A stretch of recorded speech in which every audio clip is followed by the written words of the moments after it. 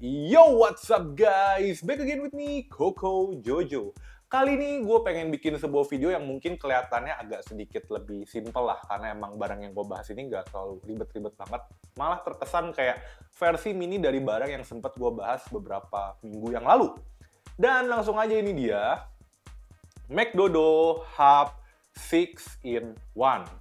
Oke, jadi McDodo Hub 6-in-1 ini merupakan sebuah hub yang bisa dibilang versi kecil ya dari hub McDodo yang sempat gua bahas beberapa minggu lalu. Kalau nggak salah yang beberapa minggu lalu tuh 10-in-1, ini 6-in-1, jadi emang versi lebih mininya.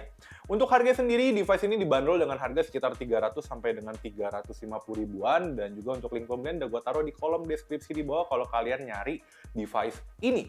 Dan seperti biasa sebelum gua mulai video kali ini, jangan lupa juga untuk selalu dukung Koko Jojo. Cara gimana? Dengan klik tombol like, klik tombol subscribe, dan juga klik tombol share-nya.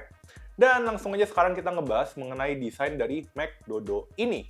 Oke, jadi ini adalah McDodo Hub 6-in-1 yang bakal gua bahas minggu ini. Kalau dilihat secara ukuran, si McDodo Hub 6-in-1 ini bisa dibilang lebih simple atau lebih kecil dibandingkan dengan Hub 10-in-1 yang sempat gua bahas beberapa minggu lalu. Namun secara desain bisa dibilang secara desainnya itu dia cukup mirip. Jadi di sini dia pakai kayak bahan atau ya bahannya kayak metal gitu terus berbalut warna silver dengan ada tulisan McDodo.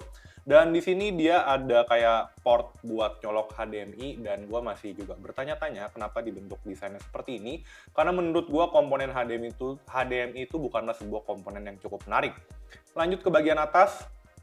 Ini dia ada kayak bahan penutupnya, ini bahannya dari karet, dan juga ini kabelnya dia pakai kabel braided. Dan gue juga merupakan salah seorang penggemar device yang pakai kabel braided karena gue berasa dia lebih kuat. Nah, terus lanjut di sini dia ada tulisan M. M itu McDodo kali ya, ini maksudnya logonya McDodo. Dan mungkin ini yang agak sedikit berbeda dibandingkan dengan si McDodo 10-in-1. Kalau yang di 10-in-1 dia nggak ada logo ininya. Lalu lanjut ke bagian colokan, ini colokan Type-C-nya, dan ini colokan Type-C-nya warnanya sih kayaknya warna biasa sih, jadi emang nggak ada gold plated atau sejenisnya, jadi emang ya plated biasa gitu sih, seperti itu. Oke, terus di bagian portnya di sini dia ada 1, 2, 3, 4, 5, 6. Jadi 6-nya itu include sama satu lagi power delivery buat ngecas device kalian. Di sini ada SD card slot dan juga di sini ada micro SD. Lalu di sini untuk slotnya dia ada 2 buah USB 3.0, dan di sini ada HDMI yang udah support sampai dengan 4K 60 fps seperti itu. Sekarang gue bakal lanjut ngebahas mengenai build quality dari McDodo device ini. Oke, sekarang gue bakal ngebahas mengenai build quality dari device ini. Menurut gue build quality itu nggak terlalu jauh berbeda ya dengan saudaranya, McDodo 10-in-1. Bahan percis pakai bahan metal, terus di bagian bawahnya pakai bahan plastik, dan bahan plastik ya gue itu kurang senengnya kalau plastik lebih gampang pecah. Mendingan metal, kalau metal tuh jatuh. Kalau jatuh metal tuh penyok sih paling, seperti itu. Terus di bagian atas tadi ini kayak bahannya karet plastik gitu, dan ini bahannya cukup kuat. Terus kabelnya juga dia pakai bahan braided, dan bahan braided ini bisa dibilang kabelnya lumayan tebal, dan gue cukup suka banget lah dengan bahan kabel braided karena berasa lebih build quality lebih oke untuk jangka waktu lama, seperti itu. Oke, sekarang gue bakal lanjut hal apa aja yang gue sukain dari McDodo 6-in-1 ini. Pertama-tama hal yang gue suka adalah secara desain, device ini lebih kecil dibandingkan dengan yang 10-in-1. Jadi kalau mau dibawa kemana-mana, device ini bisa dibilang cukup lebih portable lagi lah dibandingkan dengan device sebelumnya. Terus juga di sini yang gue seneng karena mungkin gue pakai device ini lebih sering buat foto-foto gitu ya. Dan untuk pilihan portnya menurut gue cukup lengkap banget sih dengan 2 buah USB 3.0 dan ada micro SD serta SD card slot, dan di sini ada power delivery-nya nih. Ini sebenarnya portnya bisa dibilang cukup standar gitu ya. Dan juga ada HDMI. Portnya standar banget, cuman menurut gue cukup bisa memenuhi hampir semua kebutuhan gue dalam segala use case gitu. Terlebih kalau gue emang nggak terlalu perlu banyak port pas lagi pergi gitu ya. Misalkan gue lagi foto, terus gue mau copy file, ya gue tinggal perlu portnya either micro SD kalau nggak SD card slot. Terpenuhi di situ. Terus gue mau nyolok misalkan hard disk gitu ya, bisa gue colok nih di 2 buah port ini. USB 3.0-nya tinggal gue pilih aja. Cuma mungkin gue nggak bisa nyolok aksesoris yang kayak SSD gitu ya. SSD yang pakai Type-C, karena di sini Type-C-nya ini masih Type-C buat power delivery aja. Seperti itu. Terus kalau misalkan gue pengen presentasi, juga gampang, tinggal colokin HDMI ke sini aja nih, tinggal dicolok, dan HDMI-nya itu setahu gue udah support sampai dengan 4K 60 fps, jadi mantep banget. Terus juga hal lain yang gue suka dari device ini, di sini tuh sebenarnya dia ada indikator LED juga, jadi sama kayak yang di 10-in-1. Jadi kalian tahu nih kalau device ini emang ternyata udah terima power atau belum gitu. Jadi lebih gampang buat troubleshooting-nya, seperti itu. Oke, sekarang gue bakal lanjut mengenai kekurangan dari si Mac Dodo 6-in-1 ini. Menurut gue secara kekurangan dari device ini, yang pertama itu adalah di heat management-nya. Jadi menurut gue secara heat management device ini masih sama kayak yang di 10-in-1 gitu ya. Jadi emang dia tuh menurut gue agak lebih gampang panas. Jadi ketika dipakai sehari-hari nih, terus kalian colok agak lama, ya ini akan lebih, menurut gue lumayan cepat buat panasnya gitu. Jadi itu mungkin yang mesti kalian sadari. Jadi kalau dicolok lama, terus tiba-tiba kalian pegang agak panas, ya itu juga sering terjadi juga di tempat gua. Dan kayaknya beberapa Type-C hub juga sering terjadi kayak gitu juga. Terus kekurangan selanjutnya menurut gue sebenarnya ada di bagian cara pendesainannya. Karena ini hampir semua portnya tuh terfokus di bagian sisi satu, sisi kanan doang. Sisi sebelahnya ini kosong.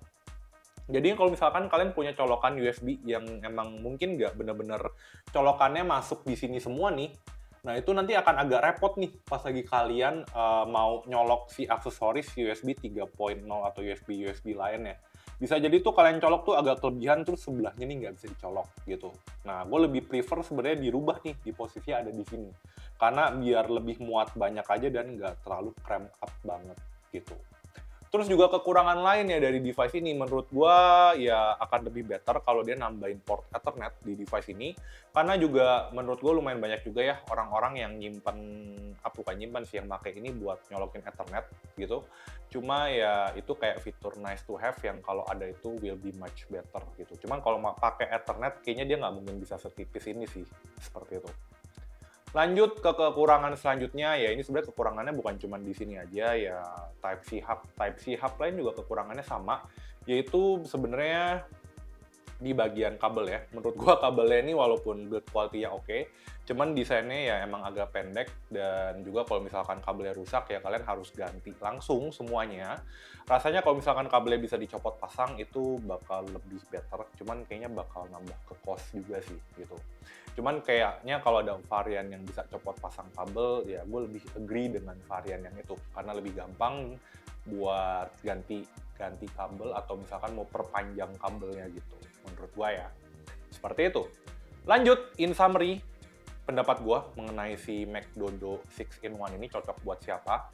Menurut gua device ini cocoknya sebenarnya kalau menurut gua lebih cocok buat yang content creator gitu ya. Karena pilihan portnya cukup simple dan itu sebenarnya lebih penting buat si content creator gitu sih. Karena menurut gua micro SD dan SD card slot ini sangatlah penting buat content creator. Cuman buat beberapa job desk lain gitu ya, kayak misalkan data analis itu nggak bakal terlalu pakai port ini. Mungkin mereka bakal lebih prefer pakai varian yang ada Ethernetnya gitu. Nah, terus dengan adanya port HDMI ini sebenarnya yang membantu juga buat kalau misalkan ada external monitor buat content creator gitu ya.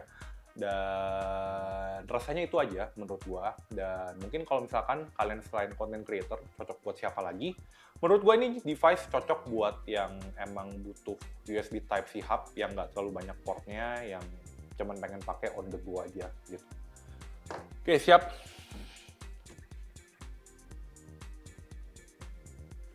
Hitungan 3, 1, 2, 3. 1, 2, 3. Oke, in summary pendapat gua, device ini sebenarnya cocok buat siapa? Menurut gua device ini lebih cocok buat kalian yang content creator ya, karena ya di sini ada SD card slot dan Type SD card slot dan juga micro SD, itu bakal sangat ngebantu banget buat content creator. Cuman buat beberapa job desk lain rasanya sih nggak terlalu penting-penting banget gitu.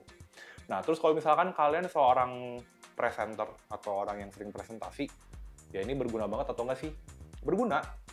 Cuman gue sih sebenarnya lebih prefer kalau buat yang sering presentasi, itu nyari Type-C hub-nya yang ada HDMI sama VGA-nya gitu. Dan ya sebenarnya kan nggak terlalu perlu port lain.